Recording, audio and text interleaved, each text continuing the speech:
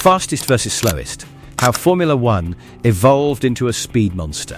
What if I told you that the fastest lap in modern Formula One is nearly 30 seconds quicker than what used to be considered pole position just a few decades ago? Yeah, 30 seconds. That's not just an improvement, that's a completely different sport. Today, we're diving deep into the evolution of speed in Formula One. From the painfully slow machines of the 1950s, jumping into an early lead is Juan Fangio, number 1, the former bus driver from the Argentine, to today's engineering beasts. It's lights out and away we go. Sainz reacts quickest. Perez comes across to cover off Fernando Alonso, who's almost on the grass. We're comparing everything: lap times, technology, driver skill, and just how insane modern F1 has become. Let's start at the beginning. Back in the 1950s, Formula One cars were raw, unpredictable, and honestly, pretty slow by today's standards.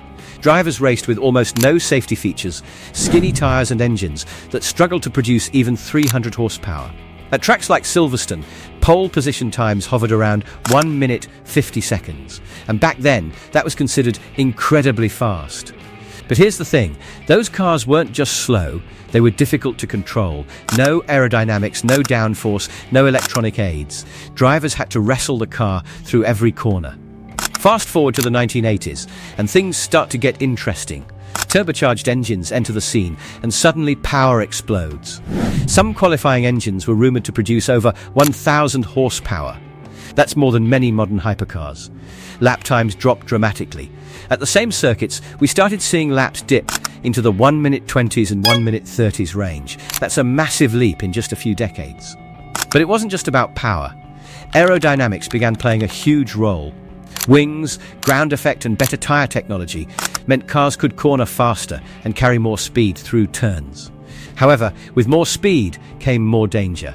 The sport saw several tragic incidents, forcing the FIA to step in and regulate performance. Safety improvements became a priority, but interestingly, that didn't slow the sport down for long. Now let's jump to the early 2000s, the golden era for many fans. Cars became lighter, more efficient, and incredibly refined. Teams like Ferrari and McLaren pushed the limits of performance. At tracks like Monza, lap times dropped to around 1 minute 21 seconds. And then came one of the biggest turning points in F1 history, the hybrid era. When hybrid engines were introduced in 2014, many fans expected slower racing. Smaller engines, more fuel efficiency. It didn't sound like a recipe for speed. But they were wrong. Very wrong. Modern F1 cars are now the fastest they've ever been. Thanks to advanced aerodynamics, energy recovery systems, and insane engineering precision, lap times have shattered records. At tracks like Silverstone, pole positions now sit around 1 minute 24 seconds. But here's the catch, track layouts have changed, safety measures have increased, and cars are heavier. Despite all of that, modern cars are still significantly faster in race pace, cornering speed, and overall performance. And if you compare certain circuits that remained relatively unchanged, the difference becomes shocking. Take Spa-Francorchamps. In the early 2000s, a pole lap was around 1 minute 47 seconds. Today, it's dropped to around 1 minute 41 seconds. 6 seconds faster on one of the longest tracks in F1. That's insane. Now let's talk about the slowest pole laps ever recorded. In wet conditions or chaotic sessions, pole times can skyrocket. There have been races where pole position was over 2 minutes per lap, especially in earlier decades or extreme weather. Compare that to modern dry conditions, and the gap becomes almost unbelievable. But speed isn't just about lap times. It's about how that speed is achieved. Old-school F1 cars relied heavily on driver skill. No traction control, no advanced telemetry, no real-time data feedback. Drivers had to feel everything. Today's drivers, while still incredibly skilled, rely on a combination of human ability and cutting-edge technology. Steering wheels look like spaceships with over 20 buttons controlling different aspects of the car. And yet, despite all the technology, the physical demand is higher than ever. Modern F1 drivers experience up to 6 G-forces in corners. That means their necks are 6 times their body weight while navigating at insane speeds. So while the cars are faster, the challenge hasn't gone away, it's just evolved. Now let's break it down decade by decade. 1950s, slow, dangerous and raw. Average speeds were low, but the risk was sky high. 1970s, introduction of aerodynamics and better engineering. Speed starts climbing. 1980s, turbo era, massive power gains, dramatic drop in lap times. 1990s, balanced performance, improved safety, and more consistent racing. 2000s, peak refinement, lightweight cars, powerful engines, and legendary rivalries. 2010s to today, hybrid dominance. Maximum efficiency meets maximum performance. Each era pushed the limits in its own way.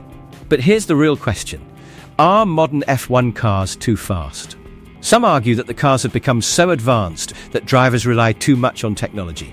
Others say this is the natural evolution of the sport. After all, Formula One has always been about innovation. If you compare a 1950s car to today's machine, it's like comparing a bicycle to a fighter jet. Everything has changed. Materials, aerodynamics, engine design, safety systems, even the way teams operate. And yet, one thing remains the same: the pursuit of speed. Every year, teams find new ways to shave off milliseconds.